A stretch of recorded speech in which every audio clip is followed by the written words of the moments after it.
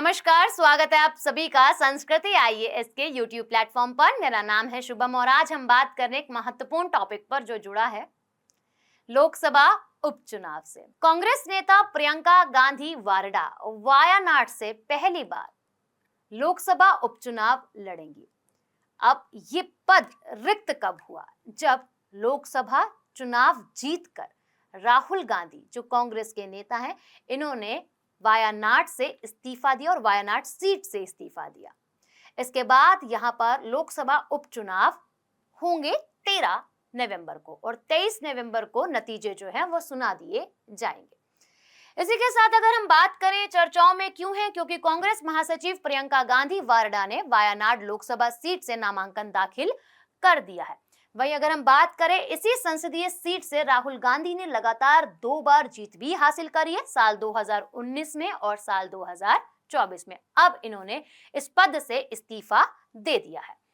प्रमुख बिंदुओं को समझा जाए तो प्रियंका गांधी पहली बार चुनाव लड़ रही हैं, तो इन्हीं के खिलाफ भाजपा ने नव्या हरिदास को उम्मीदवार बनाया है। वहीं वाम गठबंधन एलडीएफ ने सत्यन मोक्केरी को उम्मीदवार बनाया है। लोकसभा चुनाव 2024 में राहुल गांधी ने केरल की वायनाड और यूपी की रायबरेली लोकसभा सीट से जीत हासिल करी है और जब भी कभी 2 सीटों से एक उम्मीदवार लड़ता है तो उसे जीत के बाद 14 दिन के भीतर एक सीट को सिलेक्ट करना होता है। तो उन्होंने गांधी परिवार की पारंपरिक रायबरेली सीट को चुना और वायनाड को छोड़ दिया है। वायनाड में लोकसभा उपचुनाव की 13 नवंबर को वोटिंग होगी और 23 नवंबर को नतीजे सुना दिए जाएंगे। जहां हम बात करें उपचुनाव के बारे में, उपचुनाव में जब भी कोई उम्मीदवार 2 सीटों से चुनाव लड़ता है तो उसे दोनों सीटों पर जीत हासिल करने पर 14 दिन के अंदर दोनों में से किसी एक सीट को छोड़ना होता है और किसी एक सीट को लेना होता है, वह प्राप्त करना होता है।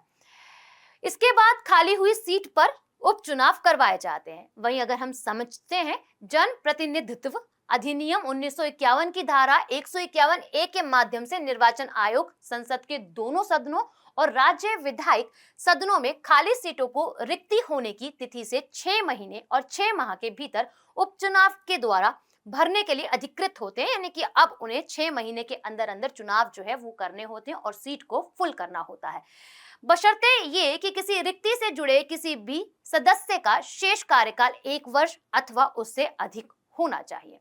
अब प्रियंका गांधी की कुल संपत्ति और इनके हस्बैंड की भी कुल संपत्ति के बारे में समझ लेते हैं। सबसे पहले ये कि 2023-24 में इन्होंने जो अपनी कुल संपत्ति दिखाई है, दोनों ने ही, वह 15-15 लाख रुपए दिखाई है।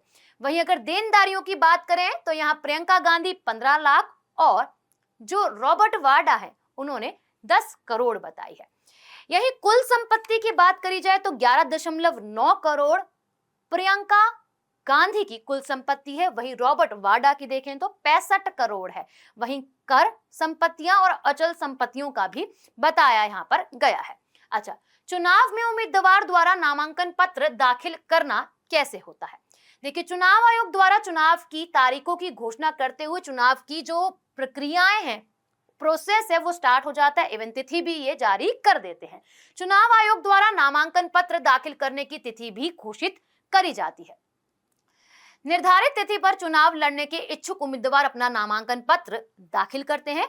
नामांकन पत्र या तो उम्मीदवार या उसके किसी प्रस्तावक द्वारा प्रस्तुत किया जाना चाहिए और किसी के द्वारा नहीं। नामांकन पत्र रिटर्निंग ऑफिसर या चुनाव की सार्वजनिक सूचना में निर्दिष्ट सहायक रिटर्निंग ऑफिसर को सौंपना चाहिए।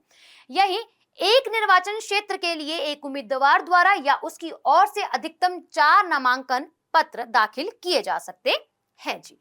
ठीक, तो अब देखते हैं कि इन चुनावों का नतीजा जो है वे कब आएगा, मतलब क्या आएगा। बाकी आप सभी से मिलते हैं नेक्स्ट वीडियो में। एक सवाल आप सभी के लिए कमेंट सेक्शन में जरूर मेंशन कीजिएगा।